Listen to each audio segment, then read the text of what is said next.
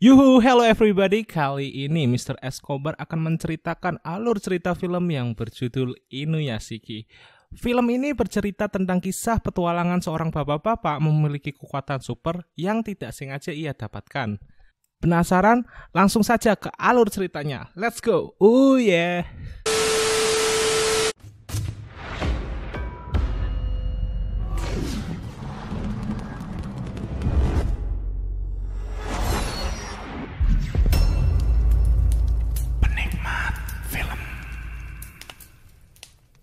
Awal film diperlihatkan ada sebuah keluarga yang mulai pindah di pinggiran kota. Dua orang anak yaitu Mari dan Takeshi kesal dengan pilihan rumah baru yang dipilih oleh ayah mereka yang bernama Inuyashiki.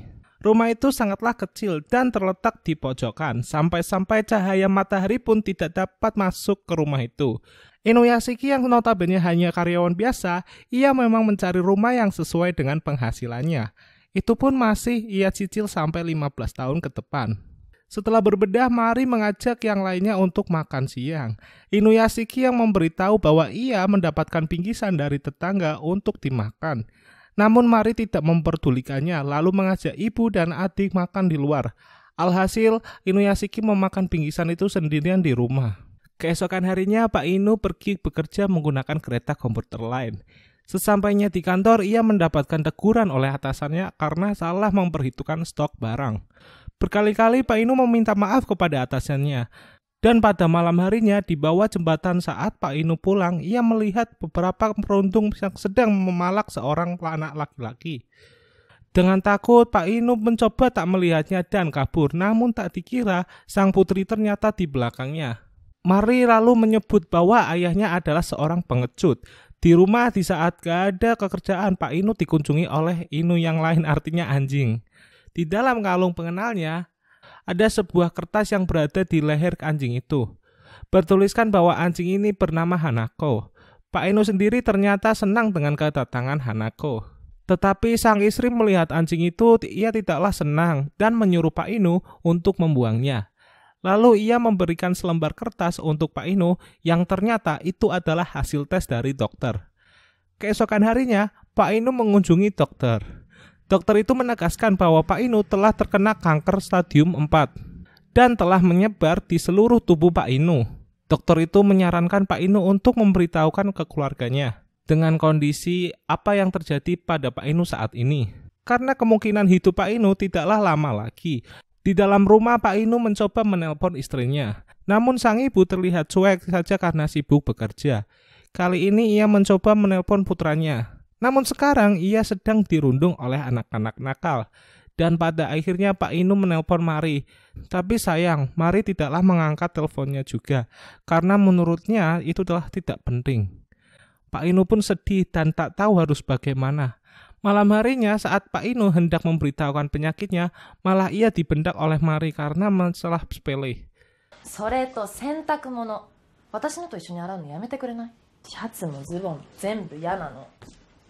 Disusul sang istri juga tak memperdulikan apa yang akan Pak Inu katakan dan menyuruh anjingnya untuk dibuang saja. Lalu Pak Inu pun keluar bersama Hanako dan hendak membuangnya. Di saat Pak Inu melepaskan ikatan Hanako, tidak disangka Hanako mengejar Pak Inu dan Pak Inu terus pun berlari.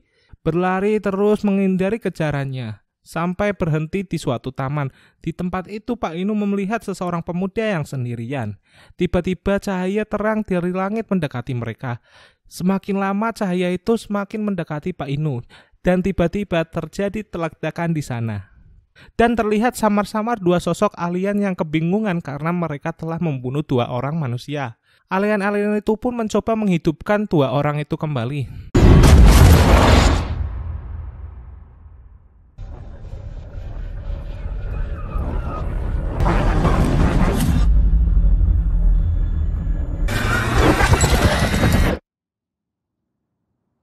Dan pagi harinya Pak Inu pun kembali terbangun. Ia merasakan hal aneh di dalam tubuhnya. Ia bisa melihat jelas tanpa menggunakan kacamata. Lalu ia pun pulang membawa Hanako secara bersembunyi-sembunyi. Di dalam ruangan, Pak Inu pun melahap ramen yang dibuat istrinya. Ia pun kebingungan kenapa ramen itu tidak ada rasanya sama sekali. Lalu tiba-tiba Pak Inu pun merasa haus, ia meminum air keran yang sangatlah banyak. Dan saat di dalam kamar, ia juga terkejut dengan akan tangannya yang mengeluarkan asap. Ia mengira bahwa ia akan mati, lalu Pak Inu pun membuka bajunya dan saat dipegang, Pak Inu merasakan sesuatu yang aneh di lengannya. Tiba-tiba saja senjata itu muncul dari lengannya dan seketika ia pun kaget. Senjata itu memuntahkan semua ramen yang telah dimakan Pak Inu. Pak Inu pun bingung dengan apa yang terjadi dengan dirinya. Tak sengaja ia pun memegang kepalanya dan yang terjadi adalah ia sungguh kaget melihat tubuhnya sekarang terbuat dari mesin dan ia pun sekarang semakin kebingungan.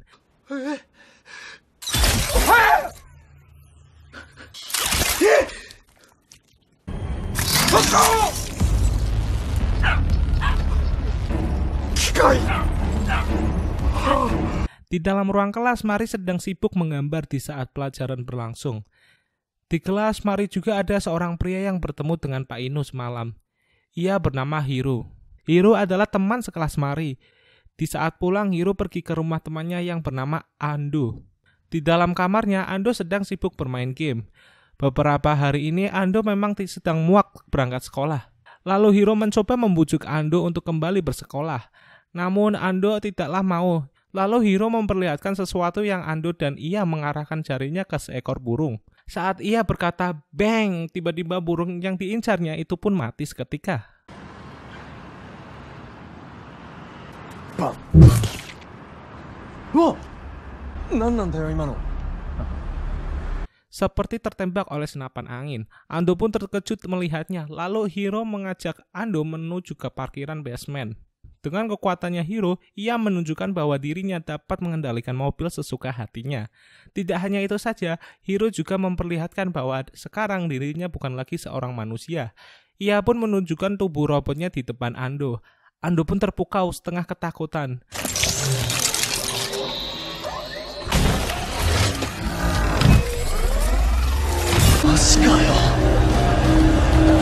Di sisi lain, Pak Inu terus dimarahi oleh atasannya, mengancam untuk Pak Inu agar dipecat. Namun Pak Inu bersujud memohon agar dirinya tidak dipecat, karena cicilan rumahnya belumlah lunas. Di jalan tak sengaja ia menemukan burung dara yang ditembakkan oleh Hiro. Dari matanya ia melihat kondisi vital dari burung tersebut. Dan mulai menyembuhkannya, ia pun terkejut bahwa burung yang hampir mati ia hidupkan kembali dan mampu terbang lagi. Beberapa saat kemudian, Pak Inu mendengar suara seseorang minta tolong, dan ia pun bergegas menuju ke sumber suara. Ternyata suara itu berasal dari seorang ibu yang meminta tolong kepada dokter untuk menyelamatkan anaknya dari penyakit. Dan Pak Inu pun masuk lalu menyembuhkan kepala anak itu yang sepertinya ia lakukan sebelumnya. Dan alhasil ia pun dapat menyembuhkannya. Saat sang ibu masuk, ia pun terkejut bahwa anaknya sekarang telah sembuh. Saking tidak percayanya, Pak Inu pun segera pergi. Di luar ia sangat bahagia karena Pak Inu dengan kekuatannya dapat membantu manusia. Di kelas, Hiro mengajak Ando berangkat. Di sana Ando pun kembali dirundung oleh preman kelas. Hiro pun maju dan meremas lengan sang perundung dan membuatnya kesakitan. Hiro memaksa preman itu untuk meminta maaf kepada Ando.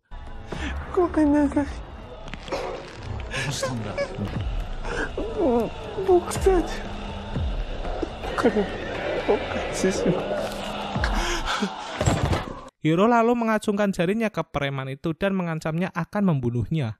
Beruntungnya Ando menghentikan niat Hiro. Sepulang sekolah, Hiro didatangi oleh seorang gadis. Gadis itu bernama Sion. Dengan nada ketakutan, ia berkata bahwa ia menyukai Hiro sejak lama. Namun takut ia berkata Hiro akan marah. Mendengar hal tersebut, Hiro merasa senang karena ia mengetahuinya. Dengan kemampuannya, Hiro menelpon ibunya tanpa device apapun. Ia berencana untuk pulang, namun ibunya berkata untuk Hiro pulang ke rumah ayahnya yang saat ini sudah memiliki keluarga baru. Awalnya Hiro menolak, namun ibunya memaksa dan Hiro pun setuju dengan perintah ibunya dan pergi ke rumah ayahnya. Di sana, ayah Hiro memberikan uang nafkah kepada ibunya. Di dalam kediaman ayah Hiro, Hiro menemui istri dan kedua anak ayahnya.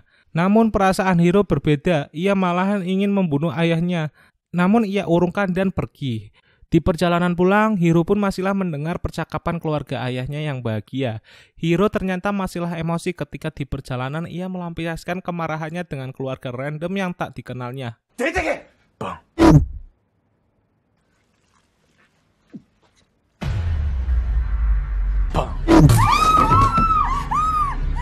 Di tempat lain, Pak Ino yang telah menyembuhkan penyakit-penyakit orang yang sakit, mendengar suara wanita muda meminta tolong.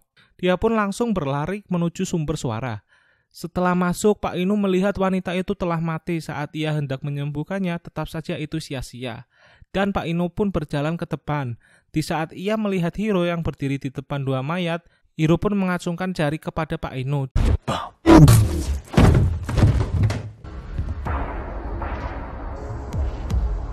Pak Ino pun terjatuh dan tak sadarkan diri. Dengan santai, Hiro pun beranjak pergi. Setelah siuman, Pak Ino pun melihat Hiro yang terbang di luar angkasa. Keesokan harinya berita pembunuhan itu blow up, dan Hiro pun meretas saldo uang banknya. Hiro sangat ingin memberi uang itu kepada sahabatnya Ando.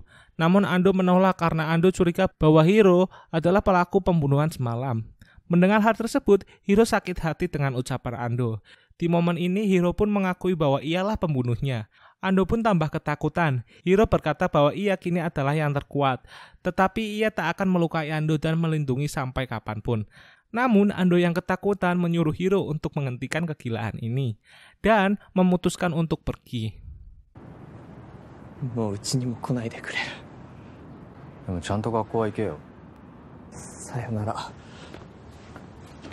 Saat pulang, ia bertemu dengan ibunya. Hiro terkejut karena ibunya berkata bahwa mulai sekarang ia tidak bisa menemani Hiro lagi karena ia hidupnya sudah tidak lama lagi. Ibu Hiro mengidap kanker pankreas, stadium 4. Hiro yang sedih pun tak bisa kuasa mendengarnya dan memeluknya karena satu-satunya orang yang terpenting di hidupnya adalah ibunya.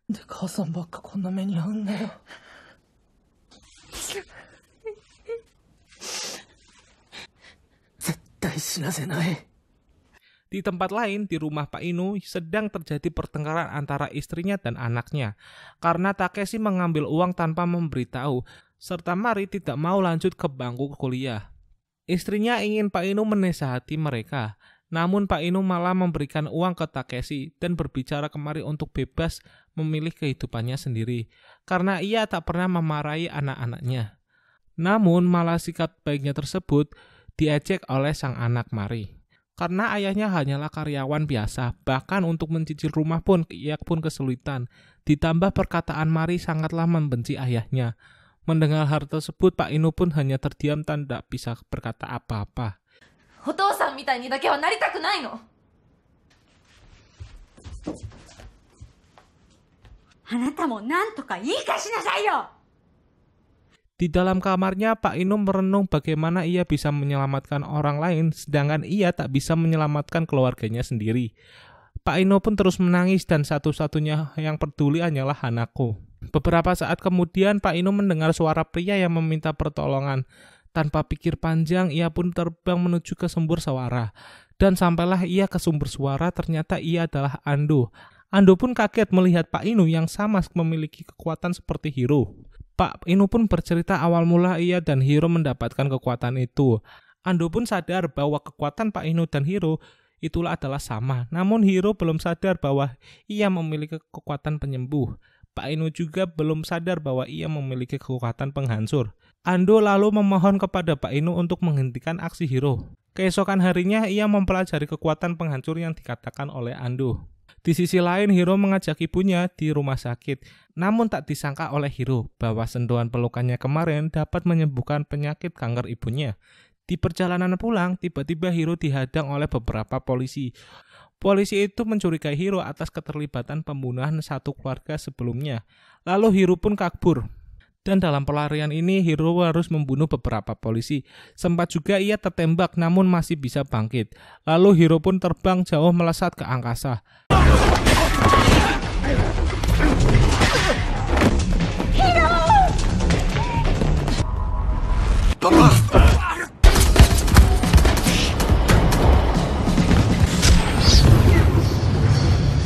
Di dalam sekolah semuanya pada heboh karena Hiro sekarang menjadi buronan dan beberapa anggota polisi yang viral di internet. Di dalam parkir ia sedang mendengarkan seluruh berita di dalam otaknya. Tak sengaja ia pun ditemui oleh Sion. Sion mengajak Hiro berlindung di rumahnya. Di dalam rumahnya Sion hidup berdua dengan neneknya. Diketahui bahwa hidup Sion tidak lama lagi karena penyakit turunan oleh kedua orang tuanya. Di tempat lain Pak Inu pun berhasil menguasai kekuatan penghancur. Dan kini ia merasa kehausan karena energi yang berasal dari air putih. Beberapa saat kemudian dada Pak Inu kesakitan menyemprotkan minuman itu kembali. Ternyata karena itu adalah minuman berenergi yang memiliki komposisi garam di dalamnya.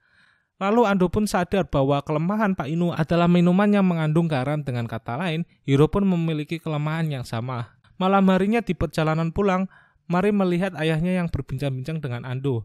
Karena penasaran, Mari pun mendekati Ando dan menanyakan apa yang dilakukannya. Ando pun kebingungan untuk menjawab dan kabur dari sana. Di rumah Sion, Hiro melihat ibunya yang diwawancari oleh wartawan dengan pertanyaan yang sangat memojokkan. Dan di kolom komentar banyak sekali orang yang mengecam ibunya dan memberitahu halayak alamat rumah ibunya. Hiro pun menangis tak kuasa melihat ibunya ketakutan seperti itu. Lalu baru saja disebutkan kabar bahwa ibu Hiro ditemukan tewas bunuh diri. Hiro pun terdiam dan emosinya memuncak.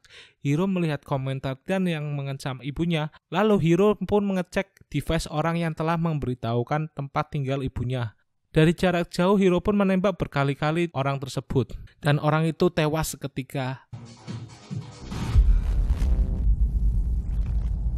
Oh, honyin. Wah, ukeru.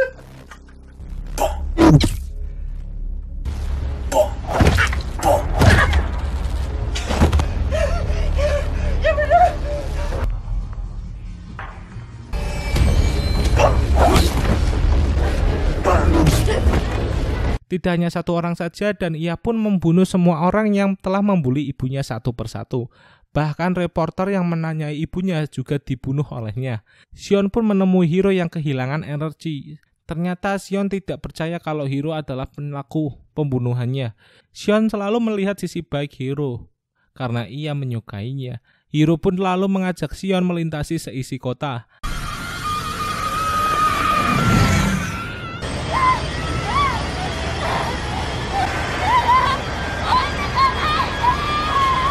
Namun ia berkali-kali berkata ia tidak takut karena pasti masihlah ada sisi baik dari Hiro.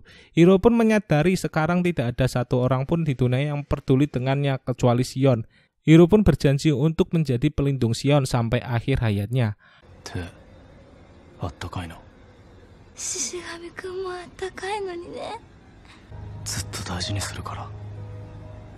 Pagi harinya tewasnya semua orang menjadi viral di internet.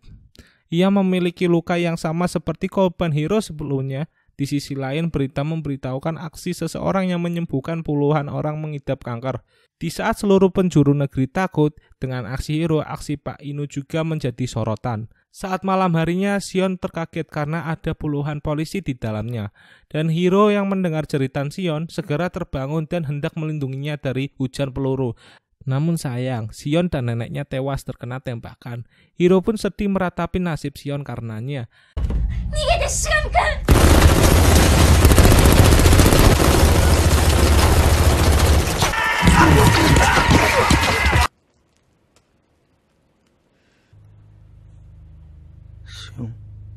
Emosi Hiro pun memuncak dan tak terbendung lagi. Hiro hendak membalas kematian semua orang yang dicintainya. Hiro pun melesat terbang jauh. Pagi harinya berita tentang Hiro semakin brutal dan Pak Inu menyuruh anak-anak mereka tidak menggunakan ponsel.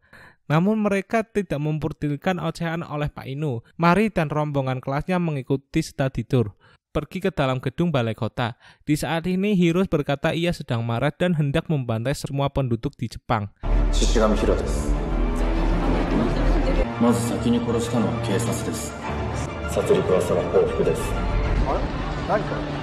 Dan saat Hiro mengarahkan telunjuknya ke kameranya, pembantaian pun dimulai.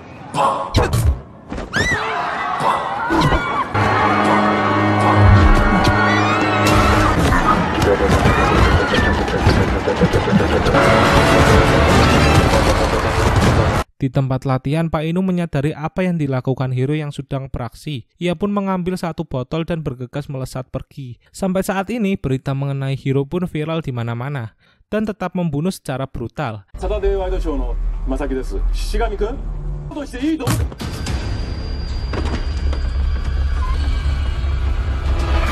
Di dalam gedung juga ada anak-anak yang penasaran dan nasib bodoh yang didapat mereka pun mati. Di lain sisi, aksi Hiro diretas kembali oleh Pak Inu, dan Ando berkata untuk membuang semua ponsel mereka, dan omongan Ando itu didengarkan oleh semua orang. Hiro pun mulai meluncurkan aksinya kembali, meluncurkan rudal-rudal dari dalam tubuhnya, dan menghancurkan gedung-gedung di penjuru kota. Aksi Hiro semakin keterlaluan. Aksi Hiro juga menyerang gedung balai kota tempat Mari berada.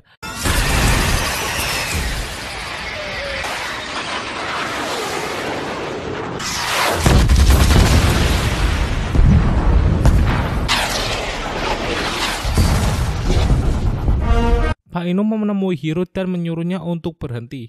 Namun apa yang dikata Hiro pun tak peduli dan ingin menghancurkan seisi kota Jepang. Pak Inu pun menembak kepala Hiro yang mana hal itu membuat Hiro marah dan mereka pun terbang melesat pesat dengan adegan kejar-kejaran yang epik.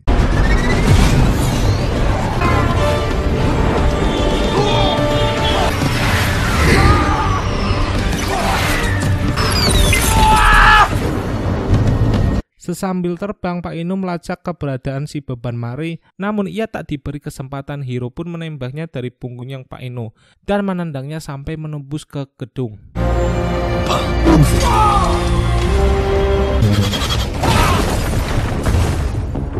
Lalu Pak Inu pun masuk ke dalam helikopter. Tiba-tiba saja Hiro menembak sang pilot. Helikopter pun segera jatuh, namun Pak Inu langsung merespon dan membawa reporter itu kabur. Namun dari belakang Hiro pun menembak reporter itu hingga tewas. Saat hendak minum, Pak Inu menembak minuman tersebut dan Hiro pun marah serta merebut minuman milik Pak Inu. Hiro meminumnya hingga habis tak tersisa. Lalu kejar-kejaran pun mulai kembali.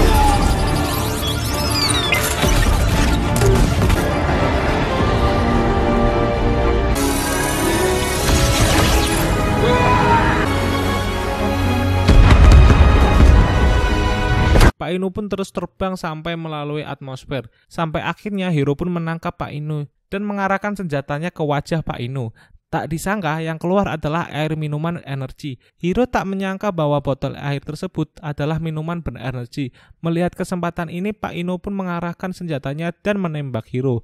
Hiro pun jatuh melesat ke bumi dan meledak.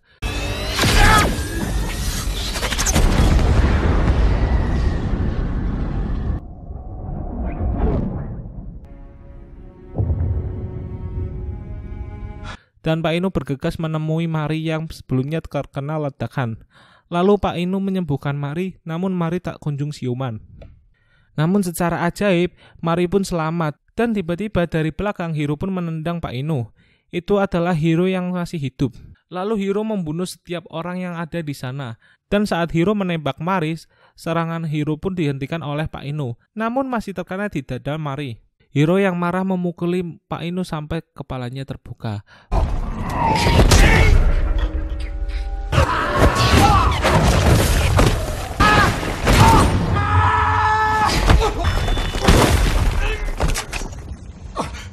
Mari pun kaget melihatnya, lalu Hiro pun mengambil potongan baja dan memukulinya berkali-kali.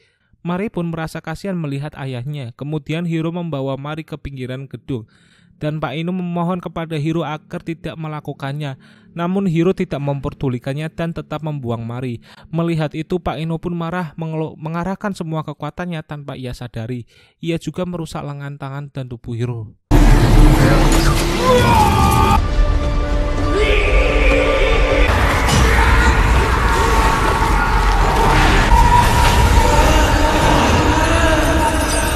Dan tepat sebelum mencapai dasar, Pak Inu berhasil menangkap Mari. Di bawah Pak Inu mengobati Mari dan Mari pun kembali sadar. Lalu Pak Inu pun kembali menyelamatkan korban lainnya. Mari pun kini sadar bahwa ayahnya sekuat itu. Dan seminggu kemudian pemerintah Jepang menyatakan bahwa Hiro telah meninggal. Dan kasusnya pun ditutup. Di dalam rumah pun istri Takeshi penasaran siapa yang telah menghentikan teror Hiro tersebut. Namun tidak dengan Mari. Mari pun sekarang mulai membaik sikapnya dengan ayahnya. Di sisi lain, di dalam kamarnya, Ando terkejut bahwa Hiro ada di dalam sana. Bukannya takut, saat ini Ando senang melihat Hiro masihlah hidup. Ando ingin melihat Hiro menjadi remaja yang ceria seperti dahulu. Dan Ando menunjukkan game yang terbaru untuk mengajak Hiro bermain bersamanya lagi. Saat Ando menoleh, Hiro pun telah pergi dan berakhirlah film Inuyashiki ini.